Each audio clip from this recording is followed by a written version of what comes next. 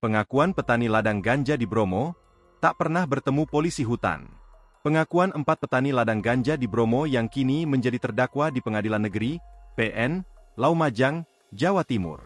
Keempat petani ladang ganja di Bromo tersebut membuat pengakuan mengejutkan soal polisi hutan. 4 petani ini menanam ganja di kawasan Taman Nasional Bromo Tengger Semeru, TNBTS, yaitu Ngatoyo, Bambang, Tomo, dan Tono. Pengakuan keempat terdakwa setelah mendapat pertanyaan dari Hakim Ketua yang memimpin persidangan, Redite Ika Septiana.